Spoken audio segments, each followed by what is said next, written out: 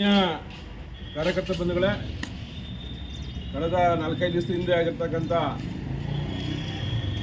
ಮಂಜೇಗೌಡರ ಸಾವು ಇಡೀ ಜಿಲ್ಲೆಗೆ ತಲೆ ತಗ್ಗಿಸುವಂಥ ಕೆಲಸ ಆಗಿದೆ. ಅವರು ಒಬ್ಬ ಸಾಮಾನ್ಯ ರೈತ ಪೆಟ್ರೋಲ್ನ ಸುರ್ಕೊಂಡು ಸಾಯಬೇಕು ಅಂತಂದರೆ ಅವನ ಎಷ್ಟು ಜೀವನದಲ್ಲಿ ಎಷ್ಟು ನೊಂದಿದ್ದಾನೆ ಅಂತಕ್ಕಂಥದ್ದು ನಾವೆಲ್ಲ ತಿಳ್ಕೊಬೇಕಂತ ಸನ್ನಿವೇಶ ಬಂದಿದೆ. ಇವತ್ತು ಅವ್ರ ಮನೆಗೆ ಭೇಟಿ ಕೊಟ್ಟು ಅವ್ರ ಮಗನ ಪುಡಿಯವ್ರನ್ನ ಭೇಟಿ ಮಾಡಿ ಅವರು ಸಾಲ ತಗೊಂಡ್ಕೊಂಡು ಬ್ಯಾಂಕಿಗೆ ಹೋಗಿ ಬ್ಯಾಂಕಿನ ಮ್ಯಾನೇಜರನ್ನ ಭೇಟಿ ಮಾಡಿದ್ದೀವಿ. ಅವರು ಸಾಲನ ಮನ್ನಾ ಮಾಡಿಕೊಡ್ಬೇಕು ಅಂತೇಳಿ ನಾವೆಲ್ಲ ರೈತ ಮೋರ್ಚಾದ ವತಿಯಿಂದ ಒತ್ತಾಯ ಮಾಡಿದ್ದೇವೆ. ಅದೇ ರೀತಿ ತಹಸೀಲ್ದಾರ್ ಕಚೇರಿಗೆ ಭೇಟಿ ಕೊಟ್ಟು ಅವರು ಕಳೆದ 25 ವರ್ಷಗಳಿಂದ ಏನು ಪೊಸಿಷನ್ ಇದ್ದಾರೆ ಆ ಪೊಸಿಷನ್ ಇರ್ತಕ್ಕಂಥ 2.5 ಎಕರೆನೇ ಅವ್ರ ಹೆಸರಿಗೆ ಮಂಜೂರಿ ಮಾಡಬೇಕು ಅಂತೇಳಿ ನಾವು ಸರ್ಕಾರವನ್ನು ಮತ್ತು ಅಧಿಕಾರಿಗಳನ್ನ ಒತ್ತಾಯವನ್ನು ಮಾಡಿದ್ದೇವೆ.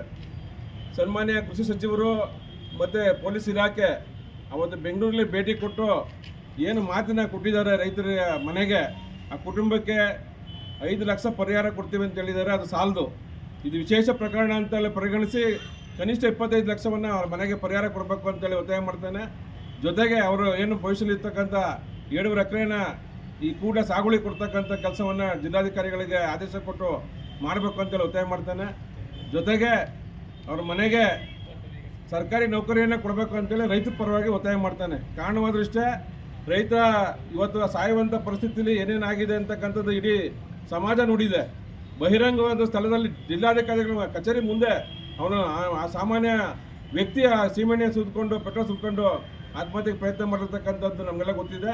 ಆ ನೋವನ್ನು ಭರಿಸುವಂಥ ಶಕ್ತಿ ನಾವೆಲ್ಲ ಕೊಡಬೇಕು ಅಂತಂದರೆ ಆ ಕುಟುಂಬಕ್ಕೆ ಸರ್ಕಾರಿ ನೌಕರಿ 25 ಲಕ್ಷ ಪರಿಹಾರ ಕೊಡಬೇಕು. ಅವ್ರ ವಯಸ್ಸಲ್ಲಿ ಇರ್ತಕ್ಕಂಥ ಜಮೀನನ್ನು ಈ ಕೂಡಲೇ ಅವ್ರಿಗೆ ಮಂಜೂರಿ ಮಾಡಬೇಕು ಅಂತೇಳಿ ಒತ್ತಾಯ ಮಾಡ್ತಾರೆ.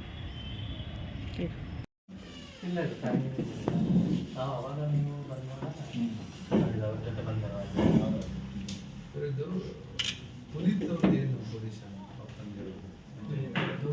ಸಾಲ 2018 ರಿನ್ಯೂ ಆಯಿತು.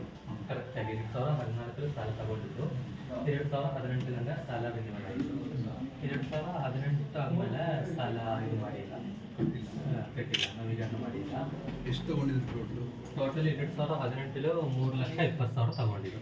ಈಗ ಎಷ್ಟಾಗಿದೆ? ಈಗ ಅದು 7,79,000 ಆಯಿತು. 7,79,000 ಆಯಿತು ಸಾಲ. ಈಗ ನಿಮ್ಗೆ ಸರ್ಕಾರ ನಿಮ್ಮ ಬ್ಯಾಂಕ್ ಪಾಲಿಸಿ ಏನು ಹೇಳ್ತದೆ ಈ ಥರ ಪಾಲಿಸಿ? ಈಗ ನಾನು ಮಾತಾಡಿದೆ ಆರಾಮ್ ಹತ್ರ. ಈಗ ಅವರು ಹೇಳೋದು 370ಕ್ಕೆ ಮಲೆಯಾಳಿ. ಹಾಂ, 370ಕ್ಕೆ ಸಾಲ ಕ್ಲೋಸ್ ಮಾಡೋಕ್ಕೆ ವ್ಯವಸ್ಥೆ ಮಾಡಿ. ಹಾಂ, ಪ್ರಿನ್ಸಿಪಲು. ಹಾಂ, ಈಗ ಎಷ್ಟಾಯ್ತು ಅದಕ್ಕಿಂತ ಅರ್ಧ ಇದು ಮಾಡೋಕ್ಕೆ ವ್ಯವಸ್ಥೆ ಮಾಡಿಕೊಡ್ತೀನಿ. ಕಂಪ್ಲೀಟ್ ಮನ್ನಾ ಮಾಡ್ಲಿಕ್ಕೆ ಆಗೋದಿಲ್ಲ. ಕಂಪ್ಲೀಟ್ ಮನ್ನಾ ಮಾಡೋಕ್ಕಾಗಲ್ಲ. ಅವಾಗ ಡಿ ಸಿ ಆಫೀಸಲ್ಲಿ ನಾವು ಮೀಟಿಂಗ್ ಇತ್ತು. ಅವಾಗ ಅದೇನೇ ಅದು ಡಿ ಸಿ ಅವರು ಏನಂತ ಪ್ರಾಮಿಸ್ ಮಾಡಿದ್ರು? ವಜಾ ಮಾಡ್ಕೊಡ್ತೀವಿ ಅಂತ ಹೇಳಿ ಫುಲ್ಲು ಯಾರು ಹೇಳಿ? ಮಂತ್ರಿಗಳು ಹೇಳಿದ್ದ? ಡಿ ಸಿ ಇವರು ಮಂತ್ರಿಗಳು ಲಿಖಿತ ಹೇಳಿಕೆ ಏನಿಲ್ಲ, ನೀವು ಬಾಯಿ ಮಾತು. ನಮ್ಮ ಹತ್ರ 370 ನಡೀತಿದೆ. ಯಾರು ಮಂತ್ರಿಗಳು? ಮೀಟಿಂಗ್ ಇವ್ರದ್ದು 6 ಜೊತೆ ಮಾತಾಡಾಗಿ 7 ಲಕ್ಷ ಇದರಲ್ಲಿ 3 ಲಕ್ಷ ಸಿಗಲಿ. 3 ಲಕ್ಷ ಜೊತೆಗೆ ಇದು ಬೆಳೆ ಸಾಲ ಸ್ಟಾರ್ಟಿಂಗ್ ತರೋದು ಬೆಳೆ ಸಾಲ 7% ಇಂಟ್ರೆಸ್ಟ್ ಬರುತ್ತೆ. 0% VSS ನಮಗೆ ಇದು ಕೆಲವು 3% ಕೇಂದ್ರ ಕೊಡ್ತಾರೆ, ಉಳಿದಿದ್ದನ್ನು ರಾಜ್ಯ ಕೊಡ್ತಾರೆ. ಆ ಥರ ಇದೆ ಸರ್. ಈಗ 3 ಲಕ್ಷ ಸಾಲ ಅನ್ಕೊಳ್ಳಿ ಸರ್. 3 ಲಕ್ಷ ನೆಕ್ಸ್ಟ್ 1 ಇಯರ್ ಒಳಗಡೆ ರಿನ್ಯೂ ಮಾಡಿಬಿಟ್ರೆ ಅಂದರೆ ಆ್ಯಕ್ಚುಲಿ 7% ಇಂಟ್ರೆಸ್ಟ್ ಬೀಳುತ್ತೆ. 3 ಲಕ್ಷಕ್ಕೆ 21,000 ಇಂಟ್ರೆಸ್ಟ್ ಆಗುತ್ತೆ. ಅಲ್ಲಿ 3% ಕೊಡ್ತಾರೆ. 4 ರಾಜ್ಯ ಕೊಡುತ್ತೆ, 4 ಯಾರು ಕೊಡಿಲ್ಲ, ಇವರು ಕಟ್ಟಬೇಕು. ಇವರೇ ಕಟ್ಟಬೇಕು. ಟೋಟಲ್ 7%.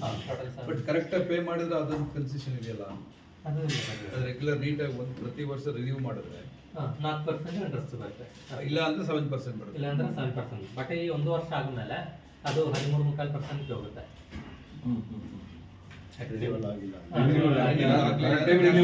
ಬಡ್ಡಿ ಜಾಸ್ತಿ ಆಗುತ್ತೆ. ಈಗ ಏನಾಯ್ತಂದ್ರೆ ಫಸ್ಟ್ ಇಯರ್ 7% ಇಂಟ್ರೆಸ್ಟ್ ಇರುತ್ತೆ.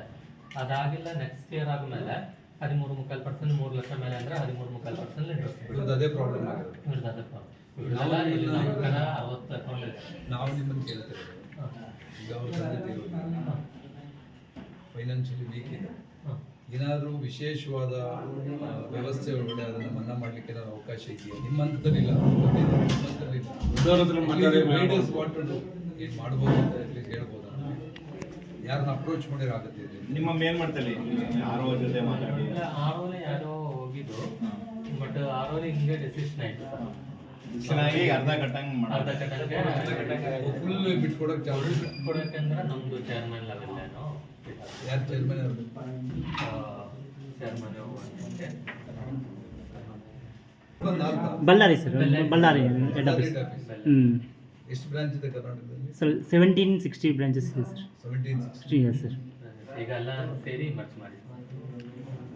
ಮೊದಲು 2 ಬ್ಯಾಂಕ್ ಇತ್ತು ಸರ್, ಈಗ ಒಂದೇ ಬ್ಯಾಂಕ್ ಆಗಿದೆ, ಒಂದು ರಾಜ್ಯದಲ್ಲಿ ಒಂದೇ. ಚೇರ್ಮನ್ ಲೆವೆಲ್ ಅಲ್ಲಿ ಆಗ್ಬೇಕಿದು ಪಾಲಿಸಿ ಮ್ಯಾಟ್ರ್. ಪಾಲಿಸಿ ಮ್ಯಾಟರ್ ಎಲ್ಲ ಚೇರ್ಮನ್ ಹೆಡ್ ಆಫೀಸ್ ಲೆವೆಲ್ ಆಗ್ತದೆ ಅಟ್ಲೀಸ್ಟ್ ನೀವು ಸ್ಥಿತಿಗತಿ ಬರೆದು ಕಳಿಸ್ಬೋದು ಅವ್ರಿಗೆ, ರೆಕಮೆಂಡೇಶನ್ ಮಾಡಿದ್ದೀವಿ. ರಿಕಮೆಂಡ್ ಮಾಡ್ಬೋದಾ ಈ ತರ ಇದೆ, ನಾವೆಲ್ಲ ಅಪ್ರೋಚ್ ಮಾಡ್ತಿರ್ತೀವಿ. ನಾವು ಮಾತಾಡ್ತೀವಿ ಮೇಲೆ. ಯಾಕಂದ್ರೆ ಅವ್ರು ನಿಮ್ಮ ರಿಪೋರ್ಟ್ ಕೇಳಕ್ಕೆ ಹೇಳ್ತಾರೆ. ಹಾಂ. ಈಗ ನೀವು ಅವ್ರದ್ದು ರಿಯಾಲಿಟಿ ಬರೀರಿ, ನಾವು ನಿಮ್ಮನ್ನ ಫೇಕ್ ಬರೀರಿ ಅಂತ ಕೇಳ್ತಾ ಇಲ್ಲ. ಅವ್ರು ಸಮಸ್ಯೆಲ್ಲ ಅಂತ ಇದ್ದಾರೆ. ಈಗ ನೀವು ಬ್ಯಾಂಕ್ ಚಾರ್ಜ್ ತಗೋತಾ ಇದ್ದೀರಿ, ಬ್ಯಾಂಕ್ ಇಂಟ್ರೆಸ್ಟ್ ನ ಪ್ರೊಟೆಕ್ಟ್ ಮಾಡಬೇಕು, ಅದು ನಿಮ್ಮ ಧರ್ಮ ನಾವು ಒಪ್ಕೊಳ್ತೀವಿ.